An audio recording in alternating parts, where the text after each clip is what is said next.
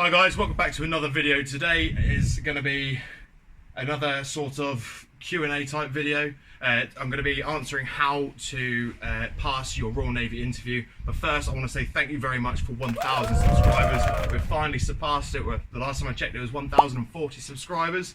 So thank you for that. We have pushed really hard to get that, and I'm so appreciative of what you guys have done for me and for each other. You guys have built an awesome community on this channel, and I can see you're already answering each other's questions. Keep firing them in, by the way. I'm going to be making another Q&A video based on what we already have, but keep them coming in. They may be I may put them into the next video. Another one, I would like to give a big shout out to Dave at HMS Stores. The link will be in the description for supplying this. This is non-uniform item.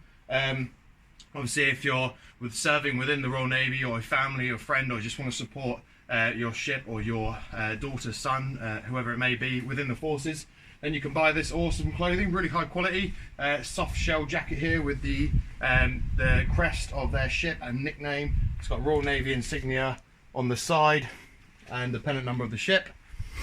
They also does t-shirts as well, and they do baseball caps for clothing, loads of different stuff, but they also do like decanters, hip flasks, mugs, you name it. You probably personalise it. So have a look in the description below, hmsstores.co.uk. Let's move on to the video.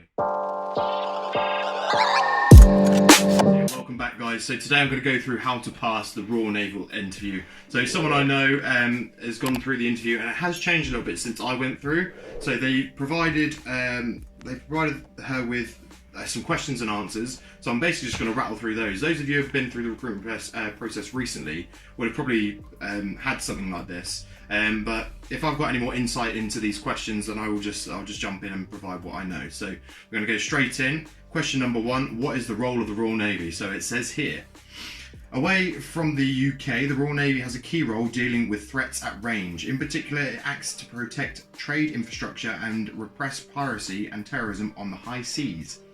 Naval units possess the capacity and capability to work with and host OGDs, which is other government departments, and partner nations to deliver a cost-effective response.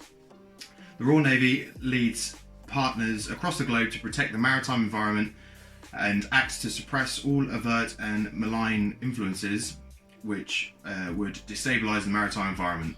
So obviously you see the adverts, Royal Navy protecting the nation's interests and all that sort of stuff. So that's what we're doing around the UK. We're trying to protect our borders and everything around there. You'll probably see also the Russian vessels coming through. Yeah, basically we're just safeguarding our own coastline. Away at seas, obviously we're going to look after countries that we have interest in. So we're talking about the Commonwealth and anything that we do trade with, and helping to protect their coastlines as well. Also with forces like we have the Marines, the Air Force, we can do all that sort of stuff by sea, by air and by land. Question number two: name the four parts that make up the Royal Navy. So here we go, easy one. So you've got the surface fleet, you've got the submarine service, you've got the Royal Fleet Auxiliary and the Fleet Air Arm.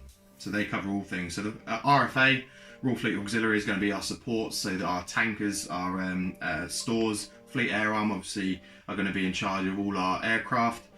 Submarine service, obviously sneaky beaky, and surface fleet, destroyers, aircraft carriers, you know the rest.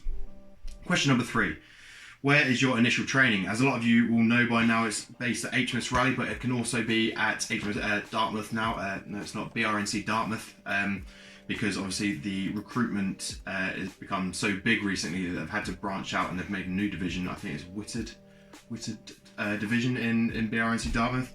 So you may be based there. It's going to be exactly the same, just in a different location. How long is your initial training? Still, it's 10 weeks at HMS Raleigh or Dartmouth. How long will your contract length be? So it says here 12 years from date of entry. Usually it's, when I joined up, it was if you were 18 it's until you're 40, or it was 22 years, whichever was longest. The terms may have changed. Make sure you get in contact with your Armed Forces Careers Office to make that definitely clear to you. Next question: up to what time during training can you leave? So it says here, you will have the right to leave or to claim discharge providing you have completed 4 weeks of service. That's 4 weeks of training, excluding leave, by giving 14 days notice during your first 6 months of service. So that basically means if you've done 4 weeks in training, then you will still have the right to leave. Day one as well, they do offer you the opportunity to leave if you so see it fit. Next question. What is the minimum time you're required to complete in service? So it says here 6 months from the date of entry or before the 18th birthday. Also, you have 2 years, 6 months on completion of phase 1 and phase 2. So it used to be you do 4 years service and you can put your notice in. It looks like by this it says 2 years and 6 months on completion of phase 1 and phase 2. So that means 2 years, 6 months, maybe you can put your notice in. It has changed, but I've always known it as 4 years after training, or in total. Maybe that includes your training to then put your notice in. Again, if you're unsure, please contact your Armed Forces Careers Office, they may have more information. What is the policy on drugs in the Royal Navy? It is 0. They do not tolerate it whatsoever. So it says here, once you have joined the naval service, you're required to stay clear of drug substance at all times. So that stay clear, I don't think, you just don't go near it, don't touch it, whatever. We have a 0 tolerance policy. You will be subjected to compulsory drugs testing, which can happen at any point within your career. If you're found out, you're pretty much terminated there instantly. What will your pay be on joining? So it says here £20,000. So if you're obviously coming up and you're joining when I did, 16-year-old, you know, 20 grand is quite a lot of money. Some people, if they're coming from a different job, 20 grand starting may be a bit low, but it does improve. So obviously the biggest one would be from AB to leading hand. That's like a 10 grand jump in your salary. It does improve, whether it still improves every year. But you do start to get other things. So for example, engineers get engineer pay, so that does start to affect that amount. You should be able to find more again in your careers office. If you've got any other particular questions, I'll find out for you. How much holiday entitlement do you get every year? It says 6 weeks paid leave. That's normally 2 weeks Easter, 3 weeks summer, and 2 weeks Christmas. So about there is 7, and bank holidays.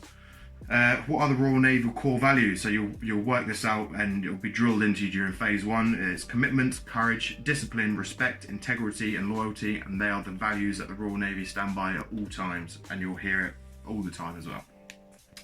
What will you learn in phase 1 training? So you'll learn your core values, you'll go through different phases, so you'll learn your militarization, so marching, marks of respect, all that sort of stuff. Then you go to marinization, so you'll be learning your basic seamanship skills. I remember in phase 1 you do some work with ropes, obviously learning how to tie different ropes, navigation and basic stuff like that. You also learn firefighting, and you'll go through all those basic sort of skills that will also get improved throughout your career. And yeah, you'll learn like basic green skills as well. So you'll go and do some stuff like you'll pitch a bivvy, and you'll be doing like fire and rotation maneuvers, and you'll be doing orienteering through Dartmoor most likely.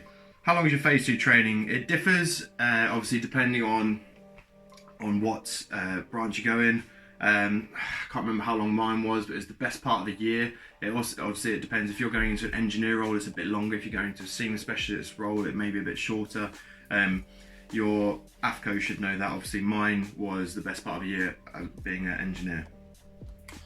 Phase 2 training, WEs, anything that's maritime warfare related is going to be in Collingwood. Otherwise, you've got Raleigh for like your logistics, and then you've got HMS Sultan for your marine engineering and aero engineering technician as well, aircraft engineer technician. What you'll be learning in phase 2, so that's your trade training basically. So you'll be learning everything that you need to know to start you off in your trade. So for instance, ETWE, you're going to learn a lot about electrical systems, communication systems and basic weapon systems, and that will be obviously, like I said, the best part of the year. Sultan, if you're going in the marine world, I'm just going to say probably learn about engines, I suppose. It's stuff related to your trade, so just make sure that you're definitely interested in what you're going to do, because you'll be spending a lot of time in these places. Obviously 5 types of Royal Navy ship. You guys could probably find this out. So you've got destroyers, frigates, aircraft carriers, survey vessels, patrol vessels, offshore patrol vessels, mine countermeasure vessels, so MCMs.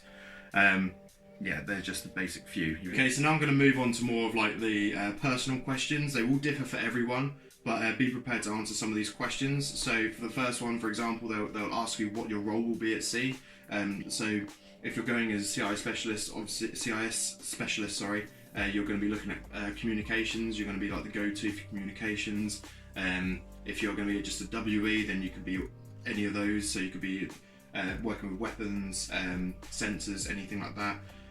If you've got any questions particular to the branch that you're going to go into about your role at sea, then please ask me. I'll probably bang them in the next Q&A session. He also just asked brief things about like what you probably know about the Navy, or just some research for you. So it asked about name 2 types of helicopters, name 2 types of submarines, weapon systems. So it's probably good to revise those things. It's also got list the rank structure for both ratings and officers. So I'm going to pop it up around here-ish, and you can have a look at that, or just type in Royal Navy rank structure and you'll be able to see the structure and just learn that. Obviously they're just trying to test your knowledge, see how far you can go, just see how interested you are within the Navy. They might also ask you questions about your family and friends, nothing major, just like what they do and all that sort of stuff. But yeah, any more questions? But yeah, it's got stuff here like what are the new aircraft carrier schools. So basically, do a little bit of revision about what the Royal Navy is doing now, what we've got, all that sort of stuff, and you can't go far wrong. Like I said, if you need any specific help with specific questions, then give me a shout and I'll do my best to try and help you. Apart from that, I hope this video helped you today with what questions you can expect for your interview. Yeah, like I said, any specific questions, just ask me. Keep going through this video. If you've got any worries about the questions, I've probably already covered it. But until then, I hope to see you guys in the next video, which is going to be Q&A episode 2. So get your questions in and I'll try and answer them next time. So thanks for watching again, guys. Thanks again for getting us to over 1,000 subscribers. You guys have been awesome. Keep it up. I'm loving what you're doing. So see you in the next one, Q&A episode